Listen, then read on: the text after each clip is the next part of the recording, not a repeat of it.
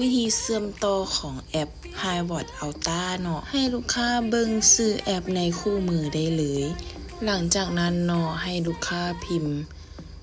ชื่อเนาะไปที่บอนดาวน์โหลดเนาะถ้าเป็น iPhone เนาะก็ดาวน์โหลดที่ App Store เนาะถ้าเป็น Android เนาะก็สามารถดาวน์โหลดที่ Play Store ได้เลยสามารถเบิ่งตามแม่ค้าได้เลยเนาะตัวอย่างเนาะแม่ค้าดาวน์โหลดเป็น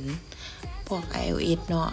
หรือว่า App Store เนาะเฮาดาวน์โหลดเนาะมีแต่พิมพ์ชื่อเข้าไปเพื่อดาวน์โหลดหลังจากนั้นเนาะให้ค้นหาชื่อเนาะและสังเกตเนาะรูปแอปว่าตรงกับคู่มือที่เราจะดาวน์โหลดบ่หรือชื่อที่เราจะดาวน์โหลดบ่หลังจากนั้นเนาะตัวนี้เนาะแม่ค้าดาวน์โหลดเข้ามาแล้วเนาะหลังจากนั้นเนาะเรากดเข้าแอปแล้วเราก็อนุญาตแอป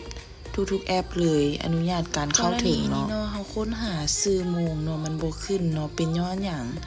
ลูกค้าเนาะก่อนเชื่อมต่อทุกๆครั้งเนาะอย่าลืมเปิดบลูทูธเพื่อเชื่อมต่อนำเด้อถ้าบ่แน่ใจเนาะให้ไปเบิ่งชื่อตัวโมงก่อนเนาะเข้าไปที่ตั้งค่าในตัวโมงได้เลยแล้วเข้าไปที่เกี่ยวกับเนาะจะมีรหัสชื่อโมงเนาะแล้วเราก็มาเปิดบลูทูธเนาะกดเปิดบลูทูธเนาะเพื่อเชื่อมต่อ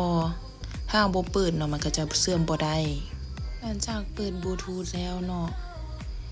มีแต่ให้เฮาปิดแล้วก็เปิดใหม่เนาะหลังจากนั้นเนาะให้เฮาเคลียร์หน้าจอออกโหมดเนาะให้กลับเข้าไปแอปคืนเพื่อเชื่อมต่อเนาะกดเข้าไปที่อุปกรณ์เนาะกดเข้าหมายบวกเนาะค้นหาอุปกรณ์หลังจากนั้นเนาะชื่อเนาะก็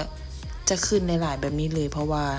ไกด์แม่ค้าเนาะมันมีหลายหน่วยหลายเครื่องเนาะให้เฮาชื่อเนาะที่เฮาจะเชื่อมเนาะจะเชื่อมหน่วยใดเนาะก็กดเข้าเชื่อมเลยมันจะมีรหัสขึ้นมาต่อไปเนาะกดจับคู่เนาะเพื่อเชื่อมต่ออุปกรณ์เข้ากับโทรศัพท์เนาะ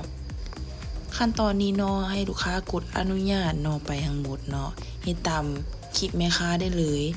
ถ้าฮอดขั้นตอนนี้เนาะแปลว่าเฮาเชื่อมต่อสำเร็จแล้ว